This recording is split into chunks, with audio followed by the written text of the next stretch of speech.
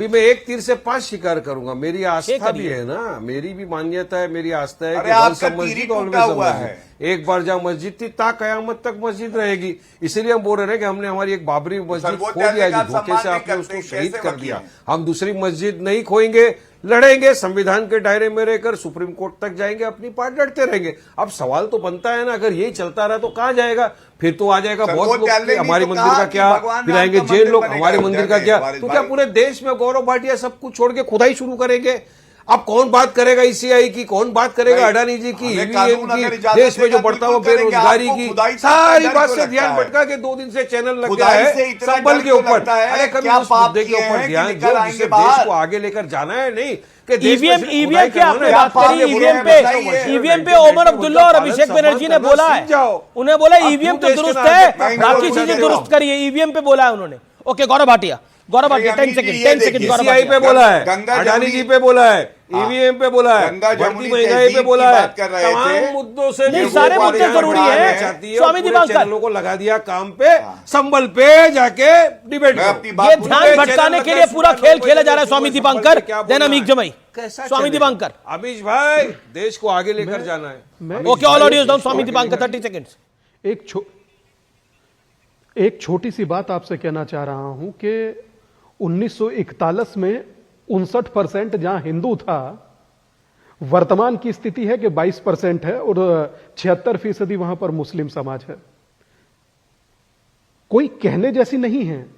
एक कहता, एक ऐड आया था ना कि दीवारें बोल उठेंगी, तो ऐसे ही आंकड़े बोलते हैं साहब। आंकड़ों को कहने की, छुपाने की जरूरत किसी को भी नहीं पड़ती। मगर मैं एक बड़ी गंभीर बात अमीश भाई कहना चाहूंगा। संभल पर चर्चा है, निसंदेह महत्वपूर्ण और गंभीर चर्चा है, मगर इस पूरी चर्चा में कोई उन पुलिस वालों के लिए एक शब्द नहीं बोलता हमदर्दी का, कि जो कम से कम 24 पुलिस वाले, जिसमें एक सीरियस था, पैर की हड्डी से टूटने से लेकर के गोली लगने तक, कोई एक शब्द नहीं बोलता।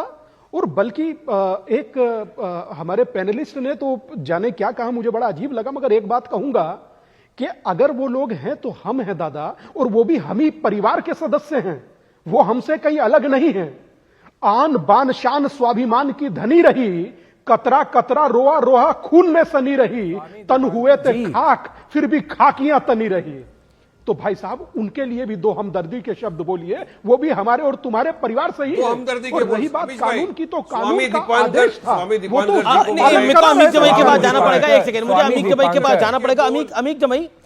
अमीक जमाई की ये जो प्राचीन संभलेश्वर मंदिर, महादेव का नाम लिखा गया है वहां पर और कुएं की खुदाई में 3 मूर्तियां मिली हैं, मां पार्वती की खंडित मूर्ति, गणेश जी की मूर्ति, कार्तिकेय जी की मूर्ति।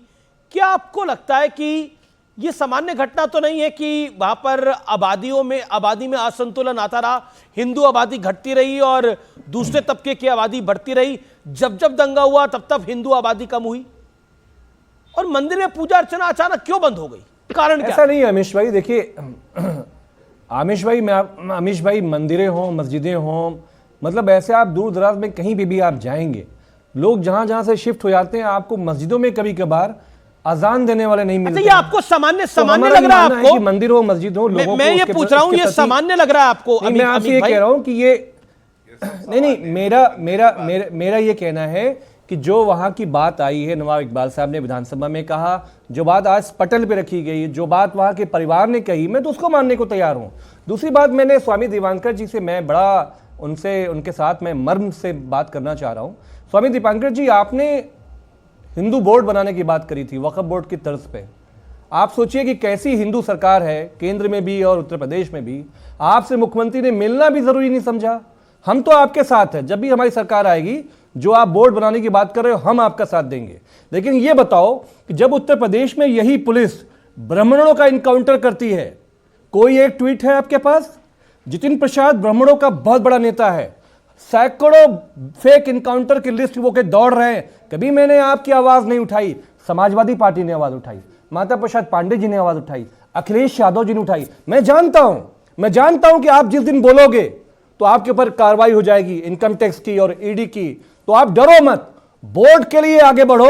और ये जो हिंदू बांग्लादेश में जो उनके साथ हो रहा है, हमारी छोटी बहन है समाजवादी पार्टी की, इकरा हसन, फोन करके मुबारकबाद देना कि उस मुसलमान बेटी ने हिंदू माइनॉरिटीज के लिए भारत की संसद में समाजवादी पार्टी की तरफ से आवाज उठाई, लेकिन वो प्रधानमंत्री जिनको सुबह शाम फोटो लगाते हो मोबाइल में, बात करना जरूरी नहीं समझा।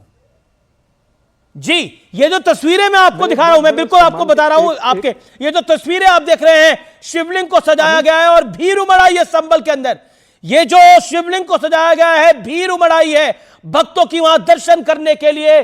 जिस मंदिर में 40 साल तक पूजा नहीं हुई, जिसको तहखाने की तरह बंद करके रखा था, उस मंदिर को फाइनली खोला गया है और वहां पर बजरंगबली विराजमान है, वहां पर शिवलिंग विराजमान है और वहां पर अब पंडित बैठे हैं, वहां पूजा अर्चना हो रही है, भोग लगाया जा रहा है, शायन आरती हो रही है। यह दृश्य इस समय अभूतपूर्व है। संबल की धरती से यह दृश्य आ रहे हैं, यह बजरंगबली को भोग लगाया जा रहा है, आप देख सकते हैं, प्रसाद चला रहे हैं लोग आकर। स्वामी दीपांकर, मैं निसंदेह ये जो जनता वहां जा रही है और जिस तरह से एक बात आपने इमरान भाई के बारे में बताई कि उन्होंने बोला है, वो बेसिक मेरे ही क्षेत्र के सांसद हैं, सहारनपुर से ही, कि मंदिर कहीं खो गया था क्या जो मिल गया। तो हाँ भाई साहब, मंदिर खो गया था तुष्टीकरण की उस धुएं में, जहां से एक तरफा दिखाई देता है, दूसरी तरफा दिखाई नहीं देता। अब बात का उत्तर देता हूं अमीक भाई की। उन्होंने एक बड़ी बात कही कि आपने तमाम एनकाउंटर पर एक शब्द नहीं बोला। भाई साहब, जो मामला कानून का हो और कानून की नजर अपने हिसाब से होती है, स्वामी दीपांकर और अमीक जमाई के हिसाब से नहीं। और रही बात के माइनॉरिटी की वहां पर बांग्लादेश में आवाज उठाना, तो अमीक भाई ये मात्र किसी एक व्यक्ति का नहीं, ये पूरे सदन का कर्तव्य है कि वहां पर बहनों की चीखें सुनाई नहीं दे पाती यहां तक। वो भी तो हिंदू है ना। जिस दलित की हम बात करते हैं, क्या वो उस माइनॉरिटी से नहीं है? एक अमीश भाई बोलने दीजिए।